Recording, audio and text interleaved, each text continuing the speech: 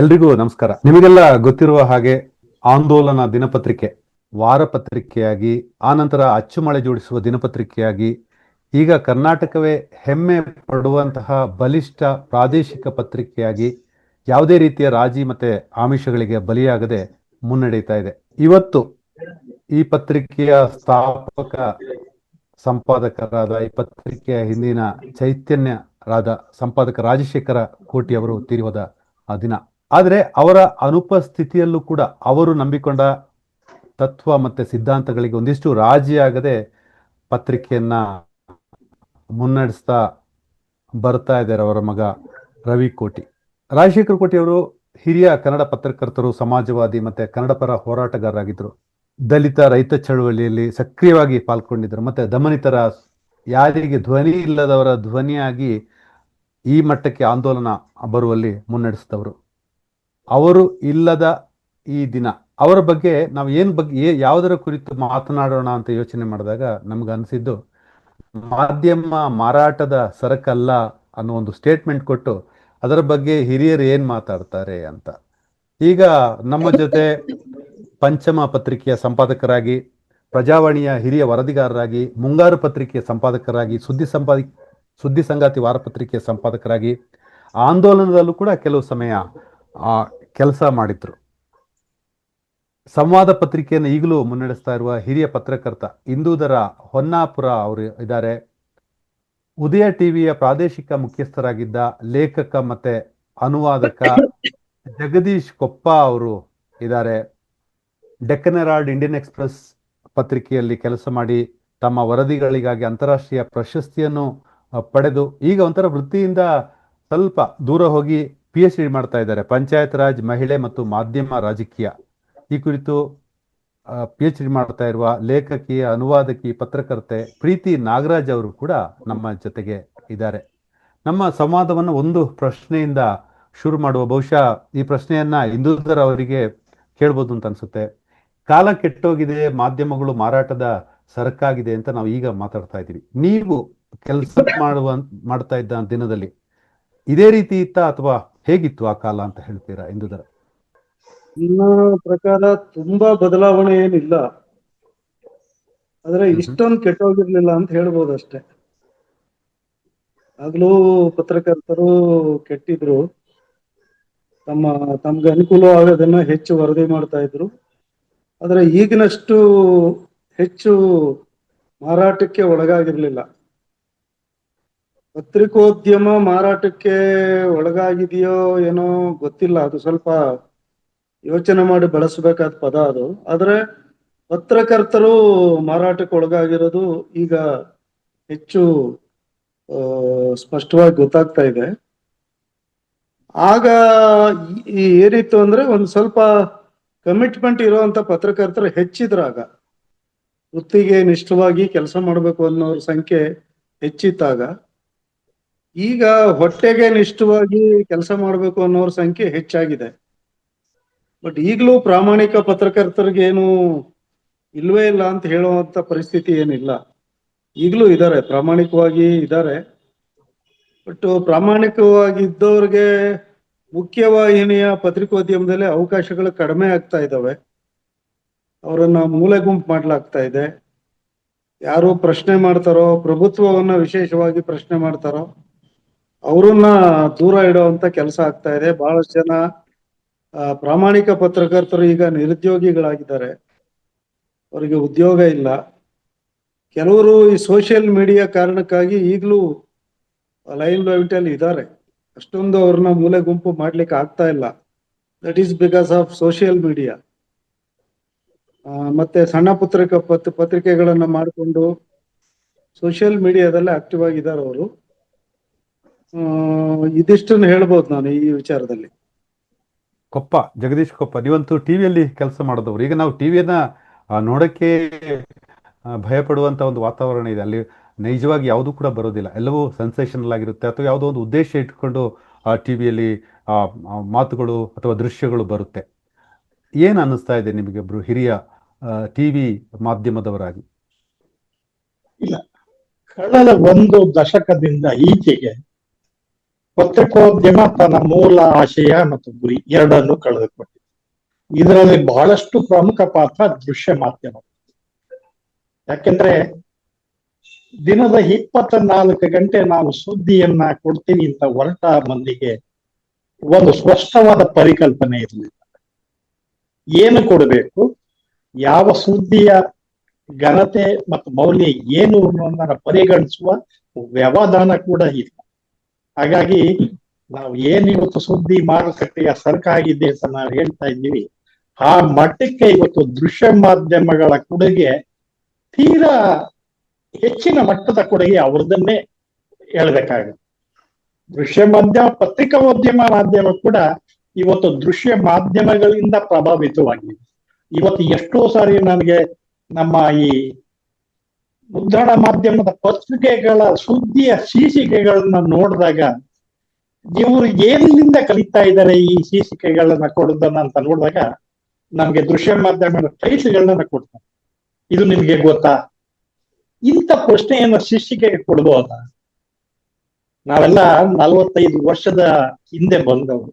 ನಾನು ಇವತ್ತಿಗೂ ನೆನಪಿದೆ, ನಮ್ಮ ಹಿಂದೂದರ ಅವರು ಪದ್ಮ ಕಾಗಣ ಅಂತೇಳಿ ಪ್ರಜಾವಾಣಿಯಲ್ಲಿ CM ಇಬ್ರಾಹಿಂ ಕೊಡ್ತಂತ ಒಂದು ದೊಡ್ಡ ಹಗರಣ. ಅವತ್ತು ಅವ್ರು ಇದ್ದಂತ ಒಂದು ಧೈರ್ಯ ಮತ್ತೆ ಅಂತ ಸುದ್ದಿಯನ್ನ ಪ್ರಕಟಿಸುವ ಪ್ರಜಾವಾಣಿಗೆ ಇದ್ದಂತ ಒಂದು ಬದ್ಧತೆ, ಇದು ಇವತ್ತು ದೃಶ್ಯ ಮಾಧ್ಯಮ ಮತ್ತು ಮುದ್ರಣ ಮಾಧ್ಯಮ ಎರಡಕ್ಕೂ ಇಲ್ಲವಾಗಿದೆ. ಇವರುಗಳ ಜೊತೆಗೆ ಇವರಿಗೆ ಪೂರಕವಾಗಿ ನಮ್ಮ ಓದುಗರು ಕೂಡ ಆ ಮಟ್ಟವನ್ನ ಇವತ್ತು ತಲುಪಿದ್ದಾರೆ. ನಾವು ಓದುತ್ತಿರುವುದು ಏನು, ಪ್ರಶ್ನಿಸುವ ಯಾವೆಲ್ಲ ಮನೋಧರ್ಮವನ್ನೇ ಕಳೆದುಕೊಂಡಿದ್ದಾರೆ. ಇದು ಕೂಡ ಒಂದು ರೀತಿ ಪರೋಕ್ಷವಾಗಿ ಸುದ್ದಿಗಳು ಮಾರಾಟದ ಸರಕುಗಳಾಗ್ಲಿಕ್ಕೆ ಇದು ಕೂಡ ಒಂದು ಕಾರಣ ಅಂತ ನನ್ನ ಅನಿಸಿಕೆ. ಪ್ರೀತಿ ಬಹಳ ನಿರ್ಬಿಡೆಯ ಪತ್ರಕರ್ತೆ ಅಂತಾನೆ ಹೆಸರಾದವರು. ನಿಮ್ಗೆ ಅನಿಸಿದ್ದಾನೆ ಯಾವುದೇ ಮುಲಾಜಿಲ್ಲದೆ ಮುಖಕ್ಕೆ ರಾಚುವ ಹಾಗೆ ಹೇಳ್ತಾ ಇದ್ದವ್ರು. ಆದ್ರೆ ಯಾಕೋ ನೀವು ಹೊರಗಡೆ ಬಂದ್ರಿ. ನೀವೇನಾದ್ರೂ ಈಗ ಅದೇ ಕೆಲಸ ಮಾಡ್ತಾ ಇದ್ರೆ ನೀವು ಹಾಗೆ ಅಷ್ಟೇ ಮುಖಕ್ಕೆ ರಾಚುವ ಹಾಗೆ ನಿರ್ಬಿಡೆಯಿಂದ ಹೇಳ್ಬೋದಿತ್ತ? ನಿಮಗೆ ಆ ಸ್ವಾತಂತ್ರ್ಯ ಇತ್ತ? ರಶೀದ್, ಮೊದ್ಲಿಗೆ ಇಂಥದ್ದೊಂದು ಸಂವಾದ ಏರ್ಪಡಿಸಿದಿರಿ, ಮತ್ತೆ ಇಂದೂಧರ್ ಸರ್ ಮತ್ತೆ ಜಗದೀಶ್ ಕೊಪ್ಪ ಸರ್ ಇವ್ರನ್ನ ಆಹ್ವಾನಿಸಿದಿರಿ. ತುಂಬಾ ಮುಖ್ಯವಾದ ಧ್ವನಿಗಳು ಇವರಿಬ್ರು. ಅಂದ್ರೆ ಪತ್ರಿಕೋದ್ಯಮದ ಇತಿಹಾಸದಲ್ಲಿ ಇವರಿಬ್ರು ಬೇರೆ ಬೇರೆ ಕಾರಣಗಳಿಗಾಗಿ ತುಂಬಾ ಶಕ್ತಿಯುತ ಮೆಟಫರ್ಗಳಾಗಿ ನಿಲ್ಲುವಂತವ್ರು. ಅದಕ್ಕೆ ನಿಮಗೆ ಅಭಿನಂದನೆಗಳು. ಎರಡನೇದು, ನೀವು ಕೇಳಿದ ಪ್ರಶ್ನೆ, ಮೊದಲಿನ ತರ ಬರೆಯೋಕ್ ಆಗ್ತಾ ಇತ್ತಾ ಅಂತ ಅನ್ನೋದು, ಬರೆಯೋಕ್ ಆಗ್ತಾ ಇತ್ತು ಅಂತ ಅನ್ಸುತ್ತೆ. ಯಾಕೆಂದ್ರೆ ನನ್ನ ಮಟ್ಟಿಗೆ ಪತ್ರಿಕೆಗಳು ಇನ್ನೂ ಕೆಲವು ಪತ್ರಿಕೆಗಳಾದ್ರೂ ಸತ್ಯವನ್ನ ನೀವು ಸಾಕಷ್ಟು ಪೂರಕ ಮಾಹಿತಿಯೊಂದಿಗೆ ತಂದ್ರೆ ಪ್ರಕಟ ಮಾಡೋಕೆ ಈಗ್ಲೂ ತಯಾರಿದ್ದಾರೆ. ಅದನ್ನ ಯೂಟ್ಯೂಬ್ ನಲ್ಲಿ ಸಾಕಷ್ಟು ಜನ ಪತ್ರಕರ್ತರು ಮಾಡ್ತಾ ಇದ್ದಾರೆ. ಅದನ್ನ ನೀವು ನೋಡಬಹುದು. ಅಂದ್ರೆ ಹಿಂದೆ ಒಂದು ವ್ಯವಸ್ಥೆಯ ಅವಶ್ಯಕತೆ ಇತ್ತು, ಇವತ್ತು ಅದು ಒಂದು ರೀತಿಯಲ್ಲಿ ಪ್ರಜಾಪ್ರಭುತ್ವಕ್ಕೆ ಒಳಗಾಗಿದೆ ಅಂತಂದೇ ಹೇಳ್ಬೋದು. ಪ್ರಜಾಪ್ರಭುತ್ವೀಕರಣ. ಬಿಕಾಸ್ ಯಾರ್ ಬೇಕಾದ್ರೆ ಯೂಟ್ಯೂಬ್ ಚಾನೆಲ್ ಶುರು ಮಾಡ್ಬೋದು. ಎಷ್ಟೆಷ್ಟೋ ಹಳ್ಳಿಗಳಲ್ಲಿ ಎಷ್ಟೆಷ್ಟೋ ಕೆಲವರು ಮಹಿಳೆಯರೇ ಶುರು ಮಾಡಿದ್ದಾರೆ, ಕೆಲವರು ಚಿಕ್ಕ ಹುಡುಗರು ಶುರು ಮಾಡಿದ್ದಾರೆ, ಕೆಲವು ವಿದ್ಯಾರ್ಥಿಗಳು ಶುರು ಮಾಡಿದ್ದಾರೆ, ಅವ್ರಿಗೆ ಅನ್ಸಿದ್ದನ್ನ ಹೇಳ್ತಾ ಇದ್ದಾರೆ. ಸೊ ಸಾಧ್ಯ ಇದೆ ಅಂತ ಅನ್ಸುತ್ತೆ. ಆದ್ರೆ ಮಾಧ್ಯಮವನ್ನ ನಾವಿವತ್ತು ಸೀಮಿತ ರೀತಿಯಲ್ಲಿ ಕೂಡ ನೋಡ್ತಾ ಇದೀವಿ. ಅಂದ್ರೆ ನ್ಯೂಸ್ ಪೇಪರ್ ಮತ್ತೆ ಟಿವಿ ಚಾನೆಲ್ ಮಾತ್ರ ಅಂತ ನೋಡ್ತಾ ಇದೀವಿ. ಬಟ್ ಅದು ಆ ಡೆಫಿನೇಷನ್ ಅನ್ನ ಮೀರಿ ಹೋಗಿ ನನ್ನ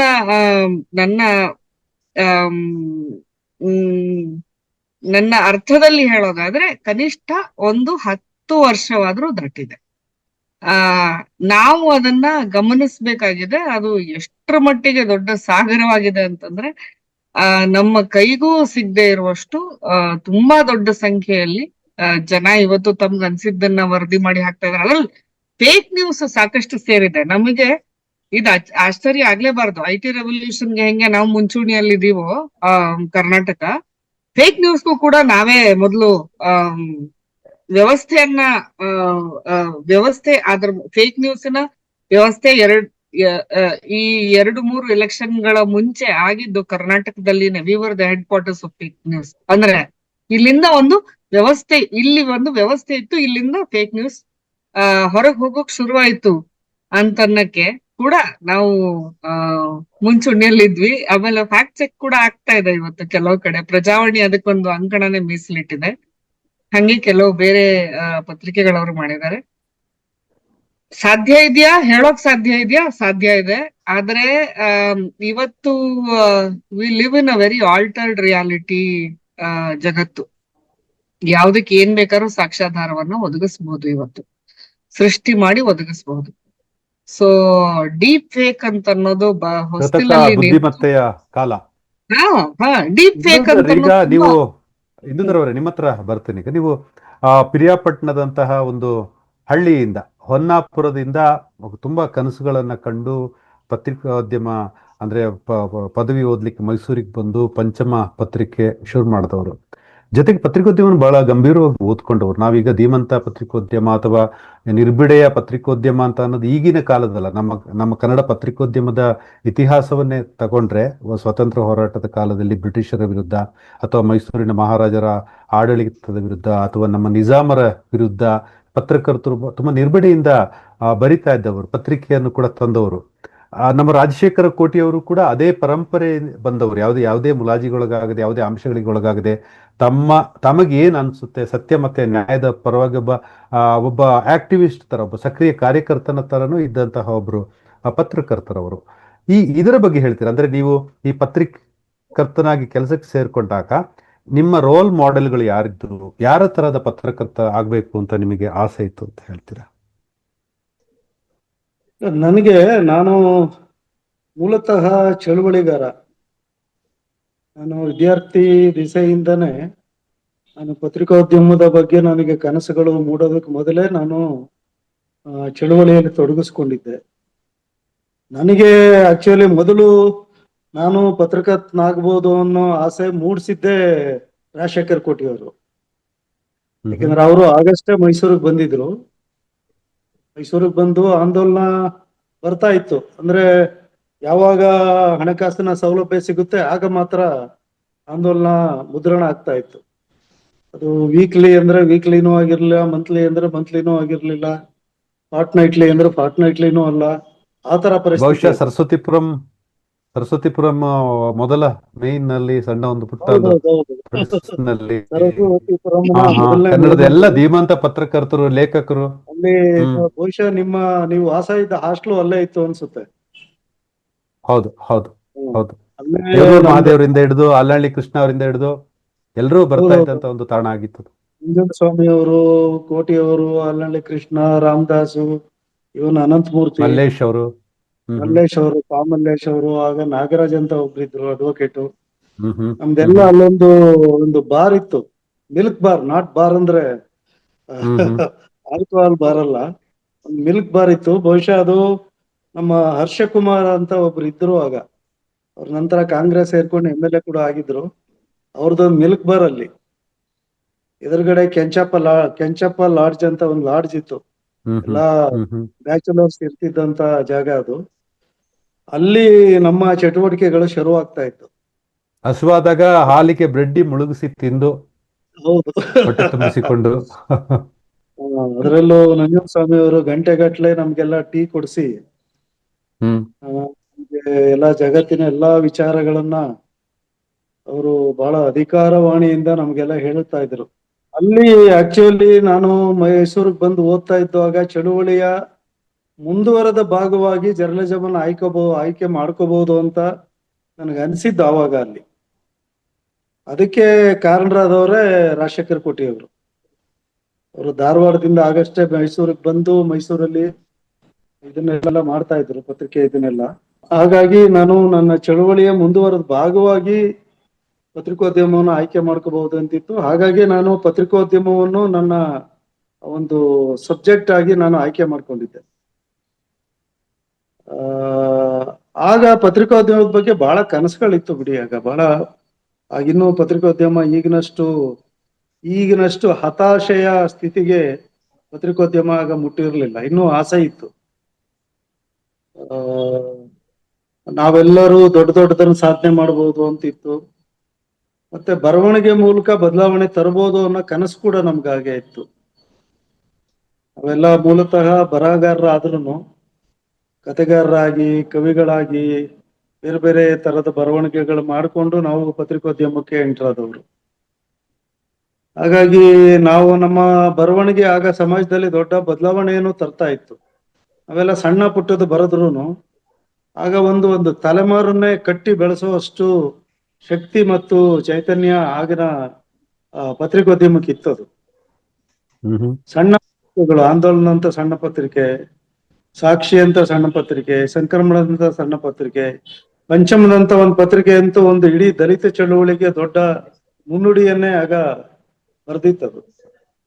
ಇವತ್ತು ಯಾರ್ಯಾರು ಕನ್ನಡದ ದೊಡ್ಡ ದೊಡ್ಡ ಬರಹಗಾರರಿದ್ದಾರೆ, ದಲಿತ ಬರಹಗಾರರು, ಅವರೆಲ್ಲ ತಮ್ಮ ಬರವಣಿಗೆ ಆರಂಭ ಮಾಡಿದ್ದೆ ಪಂಚಮದ ಮೂಲಕ. ಹಾಗಾಗಿ ಅದು ಒಂದು ಪತ್ರಿಕೋದ್ಯಮಕ್ಕೆ ದೊಡ್ಡ ಒಂದು ಭರವಸೆಯನ್ನ ಹುಟ್ಟಿಸುವಂತ ಕಾಲ ಅದು. ಆ ಟೈಮಲ್ಲಿ ನಾನು ಆಶ್ಚರ್ಯ ಪಡೋ ರೀತಿ ಪ್ರಜಾವಾಣಿಯಲ್ಲಿ ಕೆಲಸ ಕೂಡ ಸಿಕ್ಬಿಡ್ತು ನನಗೆ. ಆಗ ಪ್ರಜಾವಾಣಿಗೆ ಹರಿಕುಮಾರ್ ಅವರು ಬಂದಿದ್ರು, JNU ಇಂದ ಎಜುಕೇಶನ್ ಮುಗಿಸ್ಕೊಂಡು ಪ್ರಜಾವಾಣಿಗೆ ಬಂದಿದ್ರು. ಪ್ರಜಾವಾಣಿಯಲ್ಲಿ ಒಂದು ಹೊಸ ಸಂಚಲವನ್ನ ಮೂಡಿಸ್ಬೇಕು ಅನ್ನೋ ತುಂಬಾ ಆಸೆ ಮತ್ತು ಆಕಾಂಕ್ಷೆ ಮತ್ತು ಗುರಿ ಎಲ್ಲವೂ ಅವ್ರಿಗಿತ್ತು. ಹಾಗಾಗಿ ಅವರು, ನಾನು ಮತ್ತು ನನ್ನಂತವರು ಸುಮಾರು 6 ಜನರನ್ನ ಆಗ ಪ್ರಜಾವಾಣಿಗೆ ಅವರು ಕರ್ಕೊಂಡ್ರಾಗ. ಒಳ್ಳೆಯ ತಂಡ ಅದು ಅಲ್ವಾ? ಕರ್ನಾಟಕನೇ ಹೆಮ್ಮೆ ಪಡುವಂತಹ ತಂಡ ಅದು. ರಾಮಯ್ಯ, ಬಹಳ ಹೆಮ್ಮೆ ಪಡೋದು ಮತ್ತು ಐತಿಹಾಸಿಕವಾದ ಘಟನೆ. ನಾವೆಲ್ಲ ರಘುರಾಮ್ ಶೆಟ್ಟಿ ಅವರು, ರಘುರಾಮ್ ಶೆಟ್ಟರ್ ಇನ್ನೂ ಡೆಕ್ಕನ್ ಹೆರಾಲ್ಡ್ ಅಲ್ಲಿ ಇದ್ರು, ಪ್ರಜಾವಾಣಿಗೆ ಬಂದಿರ್ಲಿಲ್ಲ ಅವರು. ನಾವು ಪ್ರಜಾವಾಣಿಗೆ ಸೇರಿದಾಗ ನಾನು ಮತ್ತೆ ನಮ್ಮ ಶಿವಾಜಿ ಗಣೇಶನ್, ಮತ್ತೆ ಲಕ್ಷ್ಮಣ ಕೊಡಸೆ, DV ರಾಜಶೇಖರ್, ನಮ್ಮ EV ಸತ್ಯನಾರಾಯಣ ಅಂತ ಇದ್ರು. ಒಟ್ಟು 6 ಜನ ಆಗ ಒಂದೇ ಸಾರಿ ಪ್ರಜಾವಾಣಿಗೆ ಎಲ್ಲರೂ ಕನಸು ಕಾಣುತ್ತಾ ಇದ್ದಂತಹ ಪತ್ರಕರ್ತರು. ಹೌದೌದು. ಕೊಪ್ಪ ಅವರೇ, ನಿಮಗೆ ಒಂದು ಪ್ರಶ್ನೆ. ನೀವು ಕೊಪ್ಪ ಅವ್ರ ಹತ್ರ ಈ ಪ್ರಶ್ನೆ ಕೇಳ್ತೀನಿ. ಕೊಪ್ಪ ಜಗದೀಶ್ ಅವರೇ, ನೀವು ಕೂಡ ಕೆಲ್ಸಕ್ಕೆ ಬೇಕಾಗಿ ಮಂಡ್ಯ ಬಿಟ್ಟು ಆ ಕಡೆ ಉತ್ತರ ಕರ್ನಾಟಕದ ಕಡೆಗೆ ಹೋದ್ರಿ, ಹುಬ್ಬಳ್ಳಿಗೆ ಹೋದ್ರಿ. ಆ ಕಾಲದಲ್ಲಿ ಪತ್ರಿಕೋದ್ಯಮಕ್ಕೆ ಸೇರಿದವರಿಗೆ ಹಸಿವು ದೊಡ್ಡ ಸಮಸ್ಯೆ, ಅಂದ್ರೆ ಸಮಸ್ಯೆ ಆಗಿದ್ರು ಕೂಡ ಅದು ಒಂಥರ ಅದು ದೊಡ್ಡ ವಿಷಯ ಆಗಿರ್ಲಿಲ್ಲ. ನಿರುದ್ಯೋಗ ಕೂಡ ದೊಡ್ಡ ಕೆಲಸ ಆಗಿರ್ಲಿಲ್ಲ. ಒಂದು ಪತ್ರಿಕೆಯಿಂದ ಇನ್ನೊಂದು ಪತ್ರಿಕೆಗೆ ಹೋಗೋದು ಕೂಡ ಒಂದು ದೊಡ್ಡ ವಿಷಯ. ಏನೋ ಒಂದು ನಂಬಿ ಹಸ್ಕೊಂಡು ಹೊಟ್ಟೆ ಹೊಸ ಇದ್ರು, ಕಡಿಮೆ ಸಂಬಳ ಇದ್ರು ಕೂಡ ಏನೋ ಒಂದು ಸಿದ್ಧಾಂತಕ್ಕೆ, ಏನೋ ಒಂದು ಬದ್ಧತೆಗಾಗಿ ಕೆಲಸ ಮಾಡುವಂತ ಯುವಕರ ತಂಡನೇ ಇತ್ತು. ಆದ್ರೆ ಈಗ ಪತ್ರಕರ್ತರು ಹೊಸ ತಲೆಮಾರಿನಲ್ಲಿ ಬಹುತೇಕ ಜನರಿಗೆ ಒಂಥರ ಪತ್ರಕರ್ತನ ಕೆಲಸ ಅಥವಾ ಮಾಧ್ಯಮದ ಕೆಲಸ ಅಂತಂದ್ರೆ ಹಲವು ಸವಲತ್ತುಗಳನ್ನ ಪಡ್ಕೊಳ್ಳುವಂತಹ ಒಂದು ಕ್ಷೇತ್ರ ಅನ್ನುವ ಆ ಒಂದು ಇದು ಬಂದ್ಬಿಟ್ಟಿದೆ. ಈಗ ತುಂಬಾ ಸುಲಭವಾಗಿ ಎಲ್ಲ ಸವಲತ್ತುಗಳನ್ನ ಪಡಿಬಹುದು. ಸೈಟ್ ತಗೋಬಹುದು ಅಥವಾ ಇನ್ನೇನೋ ತಗೋಬಹುದು. ಬೇರೆ ಬೇರೆ ರೀತಿಯ ಮಿನಿಸ್ಟರ್ಗಳದ ಇವ್ರದ್ದು PA ಆಗ್ಬೋದು, PRO ಆಗ್ಬೋದು. ಈ ತರದೇ ಮನಸ್ಸಲ್ಲಿ ಇಟ್ಕೊಂಡು ಪತ್ರಿಕೋದ್ಯಮಕ್ಕೆ ಬರುವಂತಹ ಯುವಕರ ದಂಡೆ ಜಾಸ್ತಿ ಇದೆ, ಇಲ್ಲ ಅಂತಲ್ಲ, ಅವ್ರದ್ದೇ ಸ್ವಲ್ಪ ಜಾಸ್ತಿ ಇದೆ. ಈ ಟ್ವಿಸ್ಟ್ ಎಲ್ಲಿ ಯಾಕೆ ಶುರುವಾಯ್ತು, ಎಲ್ಲಿಂದ ಶುರುವಾಯ್ತು ಹೇಳ್ತೀರಾ? ವಾಸ್ತವವಾಗಿ ನಾನು ಡಿಗ್ರಿ ಮುಗಿಸ್ಕೊಂಡು 81 ಅಲ್ಲಿ ಪತ್ರಿಕೋದ್ಯಮಕ್ಕೆ ಬಂದೆ. ಮೊದಲ 2-3 ವರ್ಷಗಳ ಕಾಲ ನಾನು ಚೆನ್ನೈ ನಗರದಲ್ಲಿದ್ದೆ. ಅಲ್ಲಿ diploma in advertising and marketing ಮಾಡ್ಲಿಕ್ಕೆ ಹೋಗಿ ಅಲ್ಲೇ ಇಟ್ಕೊಂಡು ಹೆಂಗೋ ಪ್ರಜಾವಾಣಿ ಆಫೀಸ್ ಅಲ್ಲಿ ಜಾಹೀರಾತು ಪ್ರತಿನಿಧಿಯಾಗಿತ್ತು. ಆ ನಂತರ 84ಕ್ಕೆ ವಾಪಸ್ ಬಂದೆ. 85ರ ನಂತರ ನಮ್ಮ ಮಿತ್ರರಾದ ಹಿಂದೂ ವನ್ನಾಪುರ ನೇತೃತ್ವದ ಮತ್ತು ಸಂಪಾದಕತ್ವದ ಸುದ್ದಿ ಸಂಗಾತಿ ಪತ್ರಿಕೆಯಲ್ಲಿ ನಾನು ಕೆಲಸ ಮಾಡಿದೆ. 89ಕ್ಕೆ ನಾನು ಬಿಟ್ಟು 89ಕ್ಕೆ ನನ್ನ ಮದುವೆ ಆಯ್ತು. ನಂತರ ಶಿಕ್ಷಣವನ್ನ ಮುಂದುವರಿಸಬೇಕು ಅಂತ ಹೇಳಿ 10 ವರ್ಷ ನಾನು ಪತ್ರಿಕೋದ್ಯಮದಿಂದ ದೂರ ಉಳಿದುಕೊಂಡು ವಾಪಸ್ ನಾನು ಊರಿಗೆ ಬಂದು MA, LLB ಮತ್ತು PhD ಕೃತಿಗಳಲ್ಲಿ 10 ವರ್ಷ ತೊಡಗಿಸ್ಕೊಂಡೆ. ಬಟ್ ಮದ್ರಾಸ್ನಲ್ಲಿ ನನಗೆ ಪರಿಚಯ ಇದ್ದಂತ ನಮ್ಮ ಉದಯ ಟಿವಿಯ ಮಾಲೀಕರು ಮತ್ತು ಅಧ್ಯಕ್ಷರು ನನಗೆ 2000ರಲ್ಲಿ ಆಫರ್. ನಾನು 2000ದಲ್ಲಿ ಹೋದಾಗ ಕನ್ನಡದಲ್ಲಿ ದೂರದರ್ಶನ ಒಂದು ಹೊರತುಪಡಿಸಿದ್ರೆ ಉದಯ ಟಿವಿ, ಉದಯ ವಾರ್ತೆ ಒಂದೇ ಇತ್ತು. ನಾನು ಉದಯ ಟಿವಿಯ ಉತ್ತರ ಕರ್ನಾಟಕದ ಮುಖ್ಯಸ್ಥನಾಗಿ ಹೋದಾಗ ಅಲ್ಲಿ ನಮಗಿದ್ದಂತ ಗೌರವ, ಬೆಲೆ ಮತ್ತು ಪ್ರಚಾರಕ್ಕಾಗಿ ರಾಜಕಾರಣಿಗಳಿಂದ ಹಿಡಿದು ಹಾತೊರೆಯುವಂತ ರೀತಿಯನ್ನ ನೋಡಿದಾಗ ನನಗೆ ಗಾಬರಿ ಆಗ್ತಾ ಇತ್ತು. ಅದು ಎಲ್ಲಿಯ ಮಟ್ಟಕ್ಕೆ ಹೋಯ್ತು ಮುಂದಕ್ಕೆ ಅಂತ ಅಂದ್ರೆ, ಪ್ರತಿಯೊಬ್ಬ ಬಹಳಷ್ಟು ಚಾನಲ್ಗಳಲ್ಲಿ ಒಂದು ವರದಿಗೋಸ್ಕರ ಪರ್ಯಾಯವಾಗಿ ಮತ್ತೇನೋ ಒಂದಿಷ್ಟು ಹಣ ಪಡೆಯುವಂತ ಸ್ಥಿತಿ ಕೂಡ ಅಲ್ಲತ್ತಲ್ಲ. ನಾನು 23 ವರ್ಷಗಳ ಕಾಲ ಅಲ್ಲಿದ್ದೆ. ಒಬ್ಬ ರಾಜಕಾರಣಿಯನ್ನ ಭೇಟಿ ಮಾಡಿದೆ, ಒಬ್ಬ ರಾಜಕಾರಣಿಯ ಕಚೇರಿಗೆ ಹೋಗಿದೆ, ಒಂದು ಹಂತವನ್ನ ಕಾಪಾಡ್ಕೊಂಡು ನನ್ನ ವರದಿಗಾರರಿಗೆ ಅದೇ ನಿಷ್ಠೆಯನ್ನು ಮಾಡ್ಕೊಂಡು ಬಂದೆ. ಬಟ್ ಇವತ್ತು ಏನಾಗಿದೆ ಅಂತ ಅಂದ್ರೆ, ಎಲ್ಲರಿಗೂ ಅಭದ್ರತೆಯನ್ನು ಕಾಡ್ತಾ ಇದೆ. ನಮ್ಮ ಪತ್ರಿಕೋದ್ಯಮಕ್ಕೆ ದೊಡ್ಡ ಮಾಡಲು ನಮಗೆ ಯಾರು ಅಂದ್ರೆ ಪಿ ಲಂಕೇಶ್ ಅವರು. ಏಕಕಾಲಕ್ಕೆ ಪತ್ರಿಕೋದ್ಯಮದ ಭಾಷೆಗೆ ಸಾಹಿತ್ಯದ ಭಾಷೆಯನ್ನ ಕಸಿ ಮಾಡಿದವರು, ಮತ್ತೆ ಯಾವುದೇ ಜಾಹೀರಾತುಗಳು ಇಲ್ಲದೆ ಪತ್ರಿಕೆಯನ್ನ ನಡೆಸಬಲ್ಲದನ್ನು ತೋರಿಸಿಕೊಟ್ಟವರು. ನಮಗೆ ಲಂಕೇಶರ ಧೋರಣೆ ಮತ್ತು ಅವರು ಆ 80ರಿಂದ ಈಚೆಗೆ ನಮ್ಗೆ ಗೊತ್ತಿರುವಾಗೆ ನೀವು ಕೂಡ ಅವರ ತೊಟ್ಟಿಲಲ್ಲಿ ಬೆಳೆದಂತ ಅವ್ರು ಬೆಳೆಸಿದಂತ ಪರಿ ಇದೆಯಲ್ಲ, ಅದು ನನ್ನ ತಲೆಮಾರಿಗೆ ಒಂದು ಬಹಳ ದೊಡ್ಡ ಪ್ರಭಾವ. ಆಮೇಲೆ ನೀವು 76ರಲ್ಲಿ ಎಮರ್ಜೆನ್ಸಿಯ ಟೈಮ್ನಲ್ಲಿ ಖಾದ್ರಿ ಶಾಮಣ್ಣ ಕನ್ನಡಪ್ರಭದಲ್ಲಿ ಮುಖಪುಟದಲ್ಲಿ 2 ಕಾಲಮು ಇಂಟು 52 ಸೆಂಟಿಮೀಟರ್ ಉದ್ದ ಎಡಿಟೋರಿಯಲ್ ಬರೀತಾ ಇದ್ರು. ನಮ್ಮ ಪ್ರಜಾವಾಣಿಯಲ್ಲಿ ಒಡ್ಡಾಡ್ಸ್ ಅಂತ ಇದ್ರು, ಡೆಕ್ಕನ್ ನೆಲದಲ್ಲಿ KN ಹರಿಕುಮಾರ್ ಅಂತ ಇದ್ರು. ಅವರ ಓದು, ಅವರ ಬರಹಗಳು, ಅವರ ಪತ್ರಿಕೋದ್ಯಮಕ್ಕೆ ಇದ್ದಂತ ಬದ್ಧತೆಗಳಿದೆಯಲ್ಲ, ಅವು ನಮ್ಮೆಲ್ಲರ ತಲೆಮಾರಿನಲ್ಲಿ ದೊಡ್ಡ ಪ್ರಭಾವಗಳನ್ನು ಬೀರಿದೆ. ಈಗ ಯಾಕೆ ಹೀಗಾಗಿದೆ ಅಂತ ಇವತ್ತು ಯಾರಿಗೂ ಯಾವ ಇದು ಇಲ್ಲ. ಹೇಳಿದ್ನಲ್ಲ, ಅವರಿಗೆ ಬದುಕನ್ನ ಕಟ್ಟಿಕೊಳ್ಳೋದೇ ಮುಖ್ಯ ಆಗಿದೆ. ಇತ್ತೀಚಿನ ದಿನ ಕಳೆದ 20 ವರ್ಷದ ಈಚೆಗೆ ಎಲ್ಲಾ ಮಾಧ್ಯಮಗಳಲ್ಲಿ ಒಂದು ಹೊಸ ವಿಶೇಷ ನಿಯಮವನ್ನ ಜಾರಿಗೆ ತಂದಿದ್ದಾರೆ. ಪತ್ರಕರ್ತನಾಗಿ ಮೊದಲು ಪತ್ರಿಕೋದ್ಯಮದಲ್ಲಿ MA ಪದವಿ ಪಡೆದಿರಬೇಕು ಅನ್ನೋದು ಹುಡುಕ್ತಾ ಇದೆ. ಈಗಿಲ್ಲ, any graduate image doctor, engineer ತಗೋತಾ ಇದ್ದಾರೆ. ಇದು ಕೂಡ ಒಂದು ಕಾರಣ ಆಗಿದೆ. ಆಮೇಲೆ ಗ್ಯಾರಂಟಿ ಏನು ಪರ್ಮನೆಂಟ್ ನೌಕರರು ಅಂತ ಉದ್ಯೋಗ ಕೊಡ್ತಾರೆ. ನಾನು ಇಡೀ 11 ಜಿಲ್ಲೆಯ ಮುಖ್ಯಸ್ಥನಾಗಿ ನಾನೊಬ್ಬನೇ ಪರ್ಮನೆಂಟ್ ನೌಕರ ಫಾರ್ ಉದಯ ಟಿವಿ. ಉಳಿದ ಎಲ್ಲರೂ ತಾತ್ಕಾಲಿಕ. ಈ ತಾತ್ಕಾಲಿಕ ಇವತ್ತು ಪ್ರೀತಿ ಅವರ ಬಳಿ ಹೋಗೋಣ. ಪ್ರೀತಿ, ಈಗ ನಾವೆಲ್ಲ ಸ್ವಲ್ಪ ವಯಸ್ಸಾದವರು, ಸ್ವಲ್ಪ ಹಿರಿಯರು ಅಂತ ಅನ್ಸ್ಕೊಂಡವರು, ಈಗಿನ ಕಾಲದಲ್ಲಿ ಎಲ್ಲ ಕೆಟ್ಟೋಗಿದೆ, ನಮ್ಮ ಕಾಲದಲ್ಲಿ ಎಲ್ಲ ಚೆನ್ನಾಗಿತ್ತು ಅಂತ ಹೇಳ್ಕೊಳ್ಳುವಂತ ಒಂದು ಮನೋಭಾವದವರು ಇರ್ತೀವಿ. ನೀವು ಈಗಿನ ಹೊಸ ಪ್ರಯೋಗಗಳನ್ನ ಬಹಳ ಹತ್ತಿರದಿಂದ ನೋಡ್ತಾ ಇರುವವರು, ಮಾಧ್ಯಮ ಮಾರಾಟದ ಸರಕಲ್ಲ ಅಂತ ಬಹಳ ದೃಢವಾಗಿ ನಂಬ್ಕೊಂಡು ಆ ರೀತಿ ಕೆಲಸ ಮಾಡುವಂತಹವರ ಜೊತೆಗೂ ಕೂಡ ಕೆಲಸ ಮಾಡಿದವರು. ಅಂದ್ರೆ ಬರೀ ಕನ್ನಡ ಪತ್ರಿಕೋದ್ಯಮದಲ್ಲಿ ಮಾತ್ರ ಅಲ್ಲ, ಇಂಗ್ಲಿಷ್ ಪತ್ರಿಕೋದ್ಯಮದಲ್ಲಾಗಲಿ ಅಥವಾ ಪ್ರಪಂಚದ ಬೇರೆ ಬೇರೆ ಕಡೆಯಿನ ಪತ್ರಿಕೋದ್ಯಮ, ಅದರಲ್ಲೂ ಸಾಮಾಜಿಕ ಮಾಧ್ಯಮಗಳಲ್ಲಿ ಅಂದ್ರೆ ಯೂಟ್ಯೂಬರ್ಸ್ ಆಗಲಿ, ಬ್ಲಾಗರ್ಸ್ ಆಗಲಿ, ರೀಲ್ ಮುಖಾಂತರವಾಗಲಿ, ಸೋಷಿಯಲ್ ಮೀಡಿಯಾದಲ್ಲಿ ಬಹಳ ದಿಟ್ಟವಾಗಿ ಕೆಲಸ ಮಾಡುವಂತಹ ಬಹಳಷ್ಟು ಬದಲಾವಣೆಗಳನ್ನು ತರುವಂತಹ ಮಂದಿಯನ್ನು ಬಹಳ ಹತ್ತಿರದಿಂದ ನೋಡಿದವರು. ಇದಕ್ಕೆ ಯಾವ ರೀತಿಯ ಪ್ರತಿಕ್ರಿಯೆ ಇದೆ? ಇದರಿಂದಾಗಿ ನಮ್ಮಲ್ಲಿ ಯಾವ ರೀತಿಯ ಸವಾಲ್ ಅಂದ್ರೆ ಮಾಧ್ಯಮ ಮಾರಾಟಕ್ಕೆ ಸಿದ್ಧವಿರುವ ಮಾಧ್ಯಮದ ಎದುರು ಈ ರೀತಿಯ ನವ ಮಾಧ್ಯಮಗಳು ಹೇಗೆ ಸಡ್ಡು ಹೊಡಿತಾ ಇದೆ ಅಂತ ಹೇಳ್ತೀರಾ? ತಂತ್ರಜ್ಞಾನ ಎಷ್ಟ್ರ ಮಟ್ಟಿಗೆ ಮುಂದುವರಿತಾ ಇದೆ ಅದನ್ನ ಬಳಸ್ಕೊಂಡು ಅದು ಎಲ್ಲಿವರೆಗೆ ಅಂದ್ರೆ ಜನ ಬಳಕೆಗೆ ಅನುಕೂಲವಾಗುವಷ್ಟು ತಂತ್ರಜ್ಞಾನ ಬೆಳೆದ ನಂತರ, ಅಂದ್ರೆ ನಾನು ಹೇಳ್ತಾ ಇರೋದು ಈ ಯೂಟ್ಯೂಬ್ ತರದ ಪ್ಲಾಟ್ಫಾರ್ಮ್ಗಳು ಬಂದ ನಂತರ ಅಥವಾ ಇನ್ಸ್ಟಾಗ್ರಾಮ್ ಬಂದ ನಂತರ, ನೀವು ನೋಡಿರ್ಬೋದು ಈ ಟಿವಿ ಚಾನೆಲ್ಗಳು ಕೂಡ ಈ 60 ಸೆಕೆಂಡ್ ನ್ಯೂಸ್ ಅಂತೆಲ್ಲ ಒಂದ್ ಸ್ಲಾಟ್ ಶುರು ಮಾಡಿದ್ರು ಕೆಲವು ವರ್ಷಗಳ ಹಿಂದೆ. ಜನ ಅಷ್ಟನ್ನೇ ಕನ್ಸ್ಯೂಮ್ ಮಾಡೋದು ಅಂತ, ಅದು ಹೆಂಗೋ ಅದೇ ಒಂದು ಡೇಟಾ ಸಿಕ್ಕಾಗ 60 ಸೆಕೆಂಡ್ ನ್ಯೂಸ್ ಅಥವಾ ನ್ಯೂಸ್ ಇನ್ 1 ಮಿನಿಟ್ ಅಥವಾ ನ್ಯೂಸ್ ಇನ್ 3 ಮಿನಿಟ್ಸ್ ಹಿಂಗೇನೋ ಶುರು ಮಾಡಿದ್ರು 9 ಗಂಟೆ ಹೊತ್ತಿಗೆ. ಏಕೆಂದ್ರೆ ಅವರಿಗೆ ಆಗ್ಲೇ ಜನಗಳ ಒಟ್ಟು ಸೈಕಲಾಜಿಕಲ್ ಅಟೆನ್ಷನ್ ಸ್ಪ್ಯಾನ್ ಬಗ್ಗೆ ಒಂದು ಐಡಿಯಾ ಸಿಗ್ತಾ ಇತ್ತು ಅಂತ ಅನ್ಸುತ್ತೆ. ಇವತ್ತಿನ ಯುವ ಪೀಳಿಗೆ ಮಾಡ್ತಾ ಇರುವ ಪ್ರಯೋಗಗಳ ಬಗ್ಗೆ ನನಗ್ ಭರವಸೆ ಯಾಕಿದೆ ಅಂತಂದ್ರೆ, ಅವರಿಗೆ ಯಾವುದೇ ಅವಲಂಬನೆ ಇಲ್ಲ.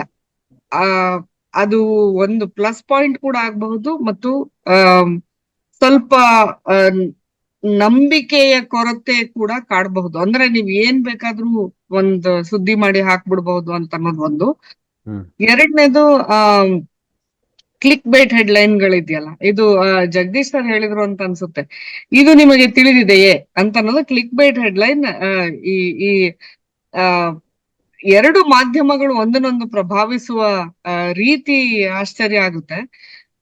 ಮೊದ್ಲು ಸಿನಿಮಾ ನೋಡುವಾಗ ನಮ್ಗೆ ಏನ್ ಅನ್ಸೋದು, ಅರೇ ನಿಜ ಜೀವನದಲ್ಲಿ ಹೆಂಗಿದೆ ಹಂಗ್ ತೆಗ್ದಿದ್ದಾರೆ ಅಂತ ಅನ್ಸೋದು. ಅದೇ ನೀವು ಆ ಸಿನಿಮಾಗ್ ಹತ್ತಿರವಾದ ಒಂದ್ ಸೀನ್ ಅನ್ನ ನೋಡಿದ್ರೆ, ಅಥವಾ ಒಂದ್ ಚಿತ್ರಣ ನೋಡಿದ್ರೆ, ನಿಮ್ ಕಣ್ಮುಂದೆ ನೋಡಿದ್ರೆ, ಅರೇ ಸೇಮ್ ಫಿಲ್ಮ್ ಇದ್ದಂಗ್ ಇದೆಯಲ್ಲ ಅಂತ ಅನ್ಸೋದು. ಈಗ ಹಂಗಿದೆ. Click bait click bait headlines ಇಂದ ಟ್ರಾಫಿಕ್ ಜನರೇಟ್ ಆಗಿ ಅದರಿಂದ ಆ ಆಮ್, ಜಾಹೀರಾತುಗಳು ಬಂದು ಅಥವಾ ಜನಗಳ ಎಂಗೇಜ್ಮೆಂಟ್ ಜಾಸ್ತಿ ಆಗಿ ಈಗ ಅಂತರ್ಜಾಲದಲ್ಲಿರುವ ಮಾಧ್ಯಮಕ್ಕೆ ಒಂದು ಬಗೆಯ ಇಬ್ಬಂದಿ ಮತ್ತು ಒಂದು ಬಗೆಯ ಜನ ಹೆಂಗ್ ಬಳಸ್ತಾರೆ ಅಂತ ಅನ್ನೋ ಬಗ್ಗೆ ಒಂದು ಐಡಿಯಾ ಸಿಗ್ತಾ ಇದೆ. We are all data set ಅಷ್ಟೇನೆ ಅವ್ರಿಗೆ. ಆಮ್, ಅಲ್ಲಿ ಏನಾಗತ್ತೆ, ಈ ಯುವ ಪೀಳಿಗೆ ಆ ಮಾಡ್ತಾ ಇರುವ ಪ್ರಯೋಗಗಳು, ಕೆಲವು ಜೆನ್ಯುನ್ ಆಗಿರೋ ಪ್ರಯೋಗಗಳು ಕೂಡ ಕಳೆದು ಹೋಗ್ತಾ ಇದೆ.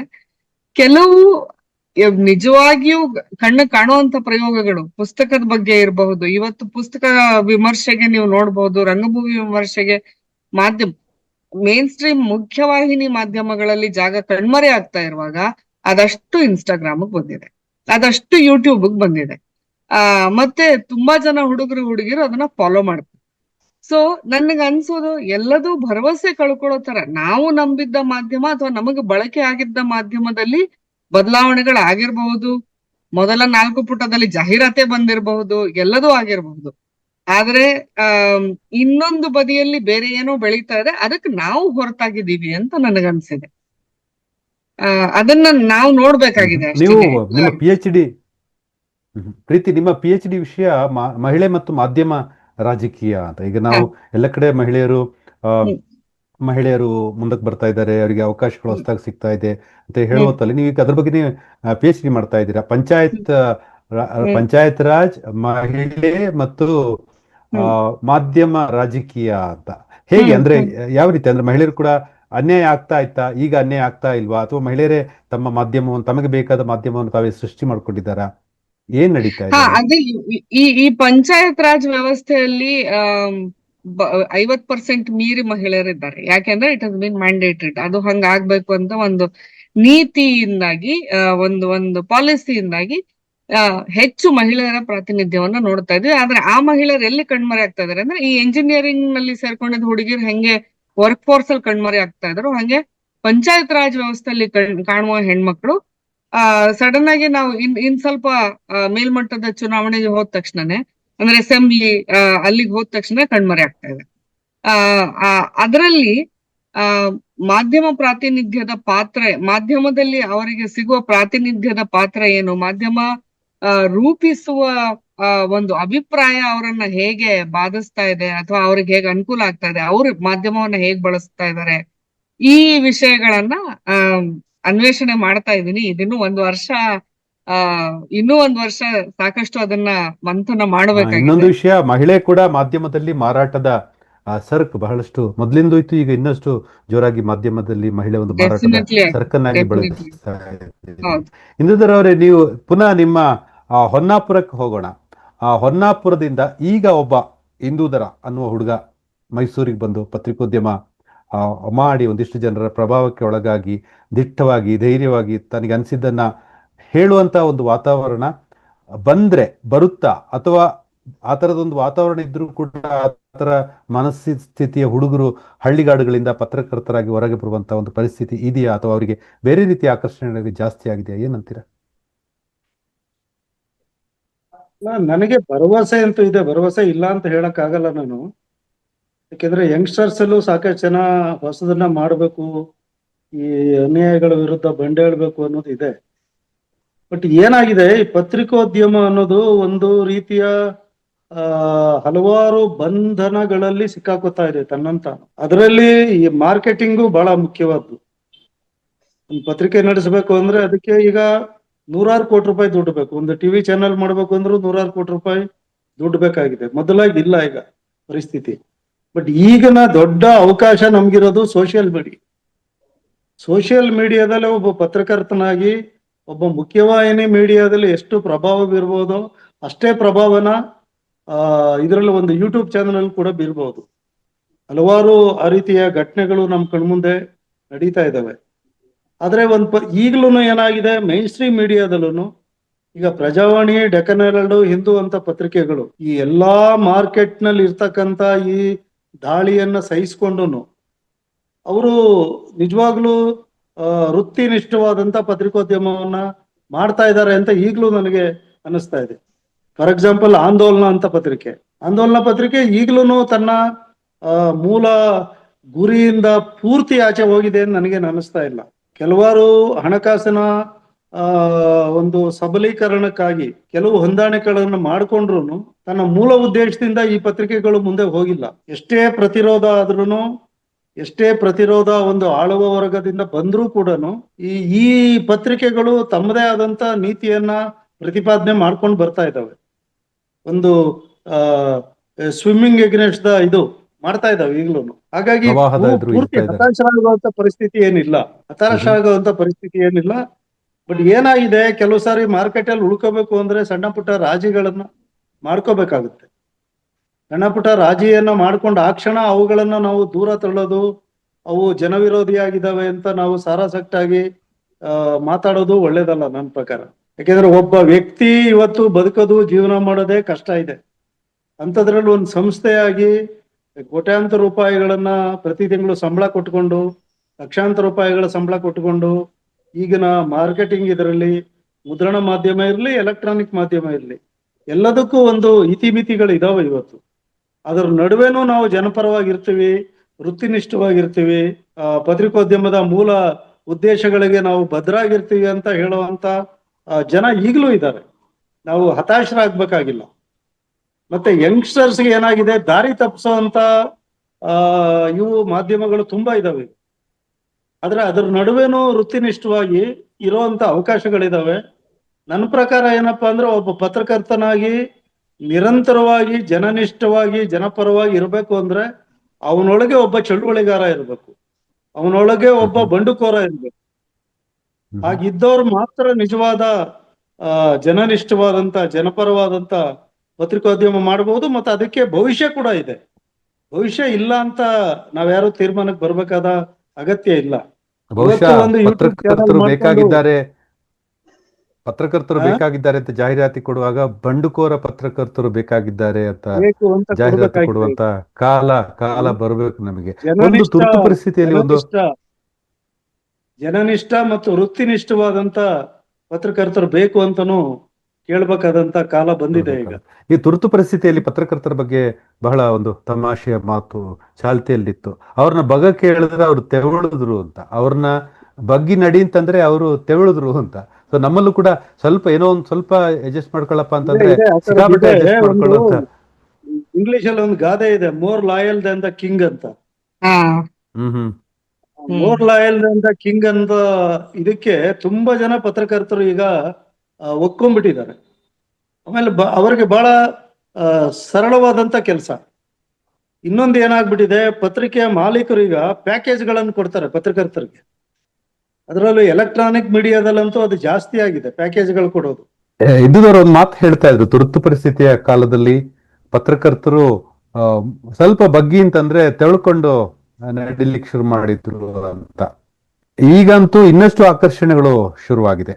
ಇದರಿಂದ ಹೊರಗೆ ಬರೋದು ಹೇಗೆ? ಇಲ್ಲಿ ಎರಡು ತರದ ವಿಚಾರ ಇದೆ.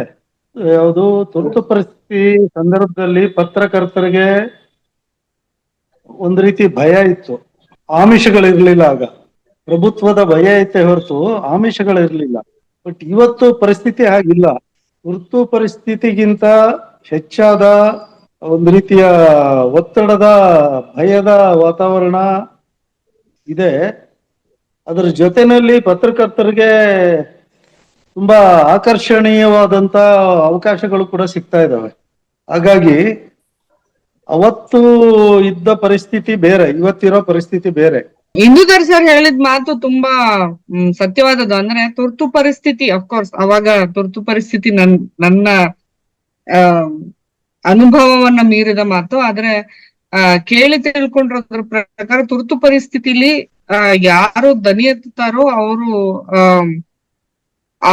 ಅವ್ರಿಗೆ ಒಂದು ಬಗೆಯ ಬೋಲ್ಡ್ ಅನ್ನುವಂತಹ ಪಟ್ಟ ಇರ್ತಾ ಇತ್ತು. ಇವತ್ತು ನೀವು ದನಿ ಎತ್ತಿದ್ರೆ ದನಿ ಎತ್ತಿದ್ರೆ ಅದಕ್ಕೊಂದು ಆಲ್ಟರ್ನೇಟ್ ರಿಯಾಲಿಟಿ ಕಟ್ಟಿ ಅದಕ್ಕೊಂದು ಜಾಣತನದ ಒಂದು ಇಂಟರ್ಪ್ರಿಟೇಷನ್ ಕೊಟ್ಟು ಅದ್ ಹೆಂಗೆ ಇನ್ನೊಂದು ಬದಿಯ ಕಥೆ ಹೆಂಗೆ ಹೇಳೋದು ಅಂತ ಅನ್ನೋದನ್ನ ತರಬೇತಿ ಕೊಡೋಕೆ ಅಂತಾನೆ. ಆಮೇಲೆ ಅಂಥದನ್ನ ಅಂಥ ಚಟುವಟಿಕೆಗಳನ್ನ ದುಡ್ಡು ಕೊಟ್ಟು ನಡೆಸ್ತಾ ಇರುವಂತ ತುಂಬಾ ಬಲಾಢ್ಯ ಬೇರೆ ಐಡಿಯಾಲಜಿಯನ್ನ ನಂಬ್ಕೊಂಡಿರುವಂತ ಬೇರೆ ಐಡಿಯಾಲಜಿಯ ಜನಗಳು ತುಂಬಾ ಜನ ಇದ್ದಾರೆ.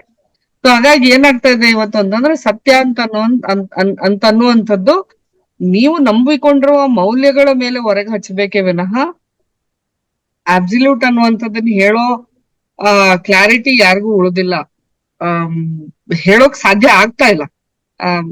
ಇವತ್ತು ಪ್ರಭುತ್ವವನ್ನ ಮೆಚ್ಚಿಸುವ ಹಾಗೆ ಪ್ರಭುತ್ವ ಎಲ್ಲಿಯದ್ ಬೇಕಾದ್ರೂ ಆಗಿರ್ಬೋದು, ಪ್ರಭುತ್ವವನ್ನ ಮೆಚ್ಚಿಸುವ ಹಾಗೆ ಮಾತಾಡೋದೇ ಜಾಣತನ. ಮತ್ತೆ ಅದರಿಂದಾಗಿ ನಿಮ್ಗೆ ಅಧಿಕಾರ ಸಿಗತ್ತೆ, ನಿಮ್ಗೆ ಹುದ್ದೆಗಳು ಸಿಗತ್ತೆ, ಅಥವಾ ನಿಮ್ಗೊಂದು ರೆಕಗ್ನಿಷನ್ ಸಿಗತ್ತೆ, ಪಾಪ್ಯುಲರ್ ಆಗ್ಬಿಡ್ತೀರಿ. ಫೇಸ್ಬುಕ್ ನ ಪಾಪ್ಯುಲಾರಿಟಿ ಎಷ್ಟು ಜನನ ಹಾದಿ ತಪ್ಪಿಸಿದೆ ಅಂತ ನಾ ಹೇಳಲಾರೆ. ಆದ್ರೆ ಒಂದ್ ಇಡೀ ಜನರೇಷನ್ ಫೇಸ್ಬುಕ್ ಇಂದ ನಿರ್ಗಮಿಸಿ ಆಗ್ಲೇ ಇನ್ಸ್ಟಾಗ್ರಾಮ್ ಅಲ್ಲಿ ಇದ್ಬಿಟ್ಟಿದೆ. ನಮ್ಗೆ ಆ ಮಾಧ್ಯಮ ನಮ್ ಕೈಲಿ ಸಿಗ್ತಾ ಇಲ್ಲ. ಇನ್ನು ಯುವಕರು, ಹೊಸ ತಲೆಮಾರಿನ ಪತ್ರಕರ್ತರು ನಮ್ ಜೊತೆ ಸಂವಾದದಲ್ಲಿ ಭಾಗವಹಿಸಿ ಅವರ ಕಷ್ಟಗಳನ್ನ ಹೇಳ್ಕೊಂಡಿದ್ರೆ ನಮ್ಗಿನ್ನು ಕಷ್ಟಗಳು ಗೊತ್ತಾಗ್ತಾ ಇತ್ತು ಏನೋ. ಬಹುಶಃ ಮುಂದಿನ ದಿನಗಳಲ್ಲಿ ನಾವು ಇದನ್ನು ಕೂಡ ಈ ತರದ ಪ್ರಯೋಗಗಳು ಅಂದ್ರೆ ಹೊಸ ತಲೆಮಾರಿನವರು ಏನ್ ಮಾತಾಡ್ತಾರೆ ಅಂತ ತಿಳ್ಕೊಳ್ಳೋದು ಬಹಳ ಸಂವಾದ ಆಗ್ಬಿಟ್ಟಿದೆ ಇದು.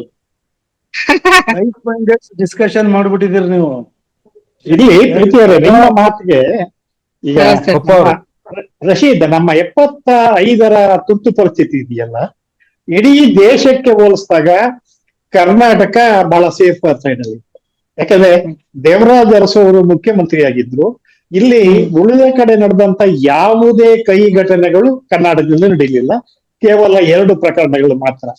ಒಂದು, ನಮ್ಮ ಜಾರ್ಜ್ ಫರ್ನಾಂಡಿಸ್ ಅವರ ಸಹೋದರ ಮೈಕಲ್ ಫರ್ನಾಂಡಿಸ್ ಮೇಲೆ ಒಂದು ಹಲ್ಲೆ ಮತ್ತು ಬಹಳ ಭೀಕರವಾದಂತ ಒಂದು ಪೊಲೀಸರ ಒಂದು ಹಲ್ಲೆ ಬಿಟ್ರೆ, ಸ್ನೇಹಲತಾ ರೆಡ್ಡಿ ಅಂತ ಹೇಳಿ ಅವರಿಗೆ ಯಾವುದೇ ಔಷಧಿ ಮತ್ತು ವೈದ್ಯಕೀಯ ಸೇವೆ ಕೊಡದೆ ಅವರ ಸಾವಿಗೆ ಕಾರಣ 2 ಪ್ರಕರಣಗಳು.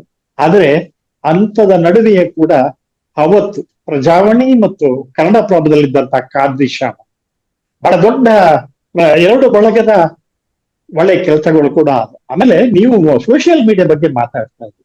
ನೀವು ಬಹುಶಃ ಕಳೆದ ವಾರದ ಒಂದು ನೋಡಿ, ಯೂಟ್ಯೂಬ್ ಚಾನೆಲ್ಗಳಿಗೆ ಏಕೈಕ ಆರ್ಥಿಕ ಆಸರೆ ಅಂದ್ರೆ ಸಬ್ಸ್ಕ್ರೈಬರ್. ಒಬ್ಬ ಯೂಟ್ಯೂಬ್ ಪತ್ರಕರ್ತ ಒಬ್ಬ ನಟಿನ ನೀವು ತೂಕ ಎಷ್ಟು ಅಂತ ಕೇಳ್ತಾನೆ. ನೀವು ಅವನನ್ನ ಪತ್ರಕರ್ತ ಒಬ್ಬ ಯೂಟ್ಯೂಬರ್ ಅಂತ ನೀವು ಕನ್ಸಿಡರ್ ಮಾಡಕ್ಕಾಗತ್ತೆ? ಇದು ಪ್ರಶ್ನೆಯನ್ನ ಪತ್ರಿಕಾಗೋಷ್ಠಿಯಲ್ಲಿ ಒಬ್ಬ ನಟಿಯ ನಿಮ್ಮ ತೂಕ ಎಷ್ಟು ಅಂತ ಕೇಳುವಂತದ್ದು ಪತ್ರಿಕೋದ್ಯಮದ ಭಾಷೆನ. ಮತ್ತೆ ಇವತ್ತು ಹೆಚ್ಚು ಜನ ಆಕರ್ಷಣೆ ಒಂದೋಸ್ಕರ, ಹಣ ಮಾಡ್ಲಿಕ್ಕೋಸ್ಕರ ಏನೆಲ್ಲ ತುಂಬ್ತಾ ಇದ್ದಾರೆ ಅಂತಂದ್ರೆ, ಕೇವಲ ಬೆರಳೆಣಿಕೆ 100ರಲ್ಲಿ 10ರಷ್ಟು ನಮ್ಮ ಹಿಂದೂ ಪತ್ರಿಕೆಯನ್ನ ಬಿಟ್ಟು ಹೋದಂತ ಸಿದ್ಧಾರ್ಥ ವರದರಾಜನ್ ಮತ್ತು ತಂಡ ಕಟ್ಕೊಂಡಿರುವಂತ ವೈರ್ ಅಂತ ನಮಗೆ ನೆನಪಿದೆ. ಈ ತರ ಒಂದಷ್ಟು ಚಾನೆಲ್ಗಳು ಬಿಟ್ರೆ ಅವು ಕೂಡ ನೀವ್ ಹೇಳಿದ್ರಲ್ಲ ಈಗ ಫೇಸ್ಬುಕ್ ಅಂತ, ಅದರ ಹಿರಿಯ ಅಣ್ಣ ಅಂತಾನೆ ನಾನು ಭಾವಿಸ್ತೇನೆ. ಬಹಳಷ್ಟು. ಆಮೇಲೆ ನಿಮ್ಮ ಮಾತನ್ನ ಅನುಮೋದಿಸ್ತಲೇ ಇನ್ನೊಂದು ವಿಷಯನೂ ಹೇಳ್ಬೇಕಾಗಿದೆ ನಾನು. ಅವನು ನಿನ್ನ ತೂಕ ಎಷ್ಟು ಅಂತಂದು ಕೇಳಿದ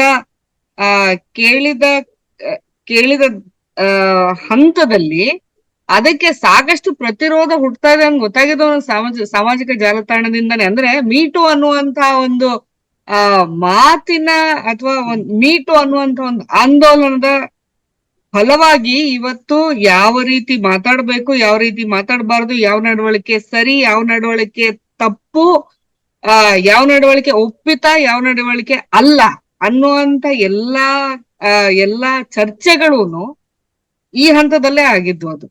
ಅದಕ್ಕಾಗಿ ಈಗ 20 ವರ್ಷದ ಹಿಂದೆ ಅವನು ನಿನ್ ತೂಕ ಎಷ್ಟು ಅಂತಂದಿದ್ರೆ ಬಹುಶಃ ಅವಳು ಹೇಳ್ಬಿಡ್ತಾ ಇದ್ಲು, ಅವಳಿಗೆ ತಪ್ಪು ಅಂತಾನು ಅನಿಸ್ತಾ ಇರ್ಲಿಲ್ಲ.